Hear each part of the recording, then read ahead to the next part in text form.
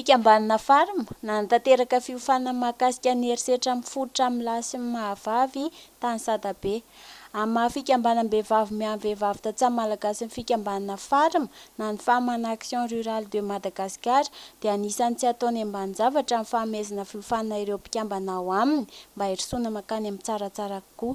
Ny Fikambanana FARM na ny Femmes Action Rurales de Madagascar izay mampivondrona vehivavy tantsaha, fikambanana 𝐀𝐀𝐍𝐾 ny vehivavy tantsaha, miady ny vehivavy tantsaha no nampanao ny fiofanana fa fifampizarana ihany koa androany taty amin'ny commune rurale ny SADABE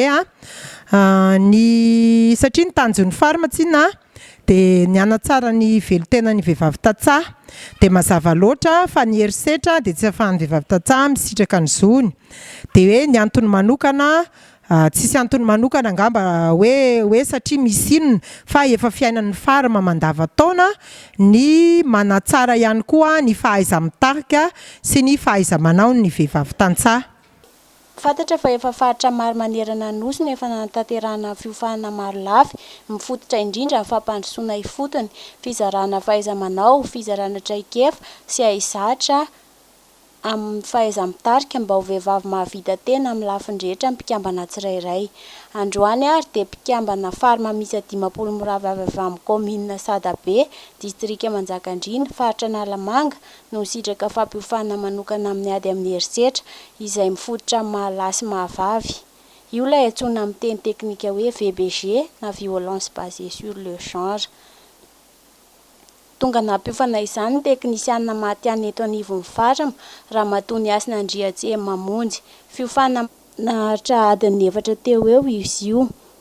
Hita taratra fa mahaliana ny mpikambana ity fiofanana ity satria ankoatra ny fanovozam-pahalalana maro dia nahafahana mifankafantatra misy kokoa eo anivon'ny samy mpikambana. Ny fangatahana reto andiam-behivavy mpikambana ireto moa dia nitohizan'ny fiofanana tahaka izao. Toy izao fanapahazavana no entin'ny mpampiofana. Fahafantarana izany satria moa ny 𝐅𝐀𝐑𝐌 dia manohitra ny fisitrahana ny zon'olombelona dia raha mahafantatra ianao izany dia afaka misoroka ary mahafantatra bebe kokoa momba ny zonao. Izay zany ny tena tombotsoa aloha dia satria ianao mahafantatra ny zonao dia afaka mitaky ianao fa raha tsy fantatrao ny zonao zany dia takan'ny olona very zo ihany ianao. Na afa-po ny fiofanana araka ny voalaza ireo mpiofana raha antsika ny fanazavana. Ny fiofanana nataonay dia mahakasika ny VBG izany hoe ilay 𝐅𝐀𝐑𝐌 mahakasika ny atao amin'ny vehivavy na ny lehilahy.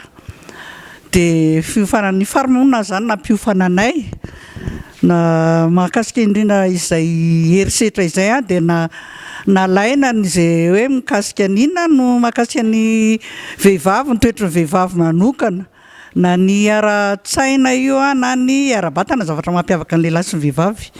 Ny tomboka tamin'izay dia avy eo dia namelabelatra nanazava momba ny mikasika ny tokony ho fantatra rehetra mahakasika izay dia ny rehetra tokony ho fantatra sy ny tokony ho fisorohana sy ny zavatra hita rehetra zany eny amin'ny fiarahamonina eny na ny tantaniana avy mahakasika an'izay dia saminy nampahafantatra an'izay madama niasana moa zany nanao famelabelarana izay tompony andraikitra ao amin'ny FARM.